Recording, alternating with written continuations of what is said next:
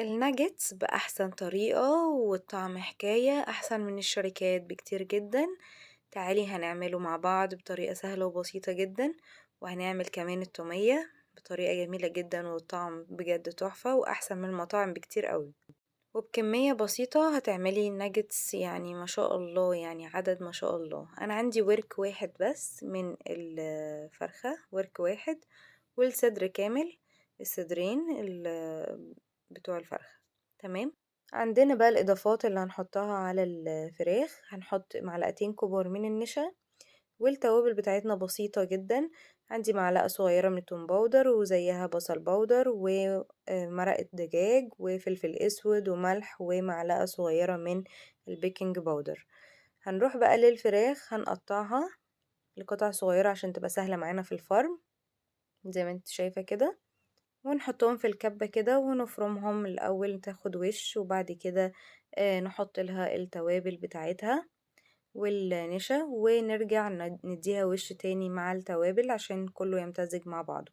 هقلبهم الأول مع بعض كويس عشان أتأكد من ان التوابل كلها دخلت في الفراخ، يعني كله اتغلف كويس. وبعد كده برجع اضربهم مع بعض تاني ضربة تانية، وبعد كده نبدأ ان احنا نعمل بقى الاشكال زي ما احنا عاوزين. هي دي الكمية بتاعتنا.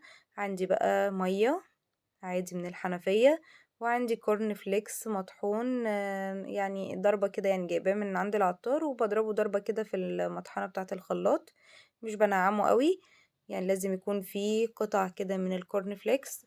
او ممكن لو مفيش كورن فليكس فيه بيبقى بقسماط خشن موجود برضو عند العطار. وفي برضو كمان الكريسبي برضو بيمشي برضو معانا، اي حاجة من الحاجات دي كلها تنفع معانا.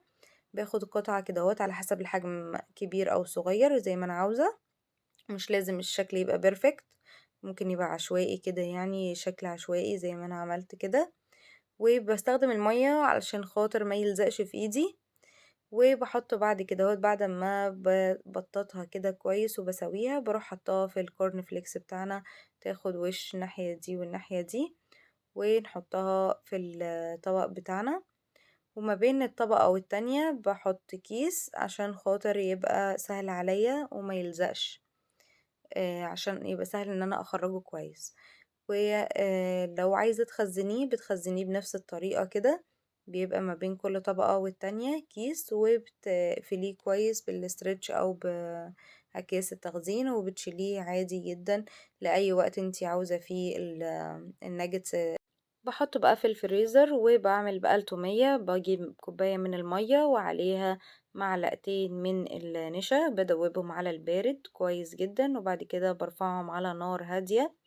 وطبعا لازم اقلب فيهم كويس لغاية ما يبقى معايا بالقوام الحلو ده، مش عايزاه اكتر من كده. بسيبه يبرد، وبعد كده بحطه في الخلاط، وبحط عليه توم مفروم حوالي معلقة، وليمونة كاملة، عصير ليمونة كاملة، واحط كمان الخل، عندي كمان ملح على حسب الرغبة. وبحط كمان 3 معالق من اللبن، ومعلقتين كبار من المايونيز. ولو مفيش مايونيز ممكن احط كمان الزبادي. هنحط كمان زيت حوالي نص كوباية، واضربهم مع بعض، ولو احتاج زيت تاني بحط، وبضربهم كده بالشكل ده، بيبقى بالمنظر الجميل ده، تحفة جدا ما شاء الله. نروح بقى للزيت بتاعنا عشان نقلي بقى الناجتس. طبعا بيكون محطوط في الفريزر وبخرجه، بسخن الزيت كويس قوي، لازم يكون الزيت سخن جدا. ولما بحطه لما بحط الناجتس بعدها على طول ببدأ ان انا اخلي درجة الحرارة متوسطة. انا بستخدم العين الصغيرة خالص، لو هتستخدمي العين الصغيرة خالص زي يبقى هتستني الزيت يسخن قوي، وبعد كده هتحطي الناجتس وهتسيبيه بقى ايه، يستوي على طول، مش هيحصل فيه اي حاجة. هتهدي النار حاجة بسيطة جدا، مش متوسطة قوي يعني. تمام. ده لو العين الصغيرة، لو عين كبيرة يبقى لازم تخلي درجة الحرارة بعد كده متوسطة لهادية. تمام. ما بقلبهوش خالص غير لما بياخد وش من الجهة اللي تحت، وبعد كده بقلبه الناحية التانية. ولازم لما بخرجه على شبكة عشان ينزل كل الزيت اللي فيه ويفضل مقرمش وجميل جدا. انا حطيت كمية تانية وادي اللي خرج حطيته على شبكة، وبعد كده بحطه على مناديل مطبخ، بيبقى كده جميل جدا ما شاء الله. حطي بقى سندوتشاتك بقى، ظبطي سندوتشاتك، عايزة تعملي مكرونة، اي حاجة بقى من ايدك بتبقى جميلة جدا. التومية بتاعتنا جميلة جدا ما شاء الله. دي الكمية كلها اللي انا عملتها، وتفضل كمان فضل معايا حطيته في الفريزر لوقت تاني. جميل جدا ما شاء الله، غدا سريع وجميل والأولاد بيحبوا الحاجات دي جدا. اعمليه بقى في البيت بأحسن طريقة وأحسن من الشركات بكتير جدا، ومضمون عشان من ايدك، وطبعا كل حاجة طازة. طبعا من صدر فرخة وورك واحد بس، عملنا الكمية ما شاء الله جميلة جدا.